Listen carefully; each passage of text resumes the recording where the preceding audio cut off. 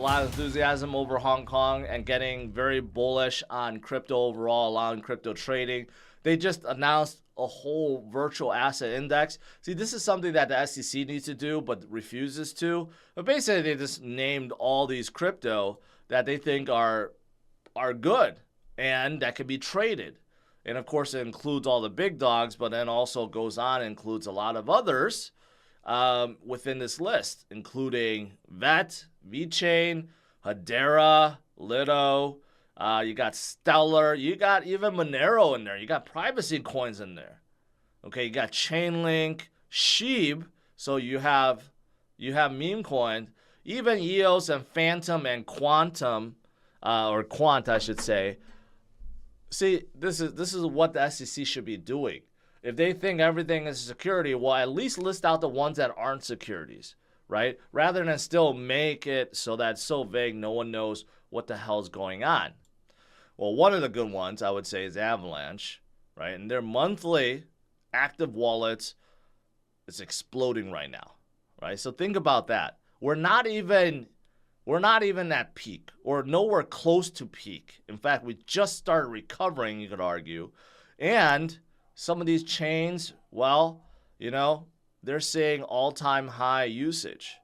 So that's fantastic. Now imagine when we are in 2025, when we are in that peak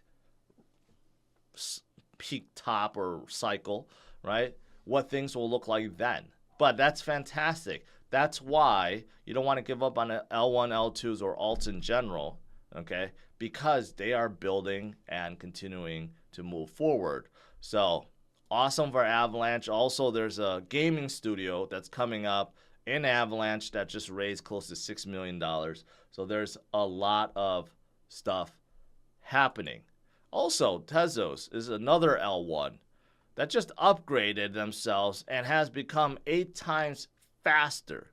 Not that they really need it, but it just goes to show these guys are building. They're trying to improve. They're trying to get ready for the next million users or 10 million users or 100 million users that are ready to enter the space, right? That's what you're supposed to do.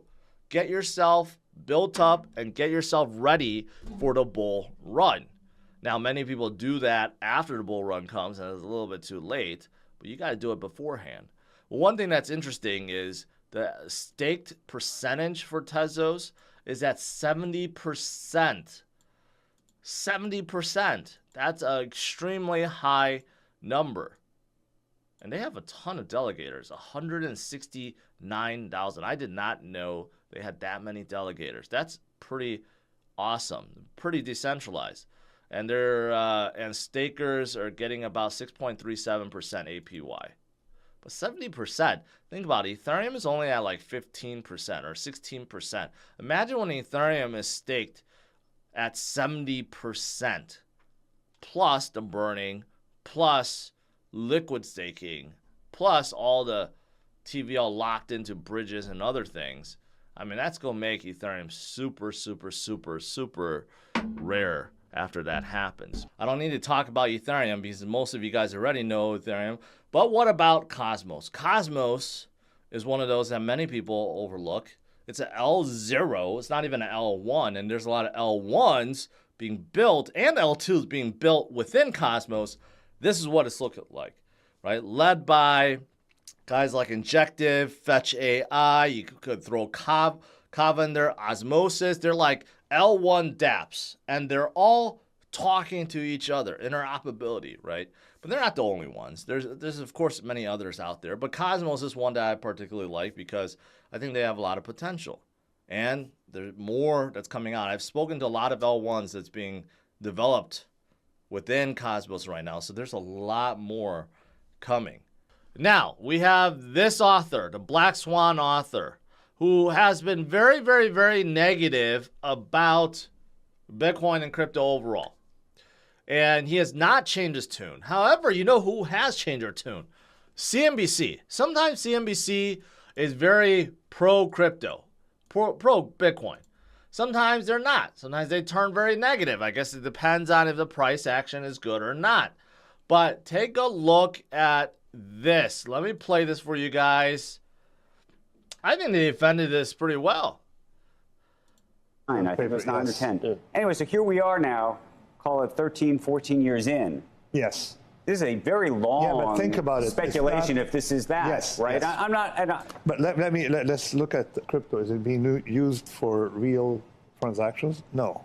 It is a cult. In parts of the world it is, Nassim. Where the unbanked or people in very high, where they make money and inflation is 30 or 40%, and they have a cell phone and they're able to own something that doesn't depreciate. So Joe Kernan just shot him down right there. It did exactly the opposite of its mission as inflation hedge, because it collapsed when inflation collapsed to 30,000, but people were negative at $10. But you can look at collapsed to 30,000. Any stocks that reached $100 has started at $1 or $2. So and a lot of those when collapsed. you look at things, you don't look at the past. You look at the drawdown you can experience if you own it when it's already mature. So the one, it's not an inflation hedge. Two, the thing is, it may be good for transaction, for petty transaction, small amount of money, but it's not good for real money laundering because it's very traceable. It's not good for real money laundering? It is pretty much the first time in the history of the world we have had a cult, cult coupled with a financial instrument. What do you make of BlackRock now trying to pursue with an ETF? You have Citadel, you have a number of Wall Street players who, by the way, for a very long time actually were very negative, skeptical, just like you. Yes. I started positive on Bitcoin because I was disappointed with the Federal Reserve policy.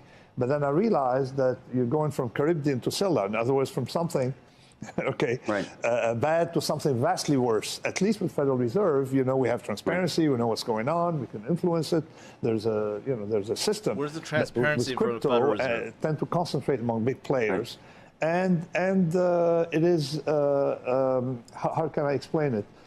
It's distracting, and effectively, what has happened thanks to crypto is we're going to have Fed now rolling out next month. We're going to have the central banks are focusing on making transaction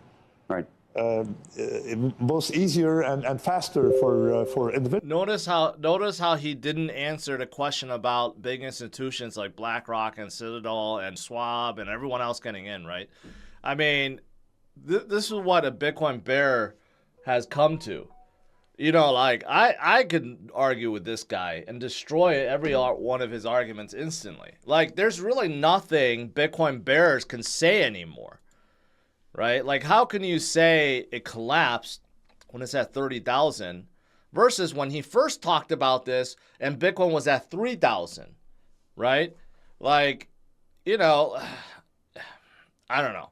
You still have some guys that will say that, hey, you know what? It's still like a tulip bubble, or it's a Ponzi, or this and that. But you can counter every single thing now.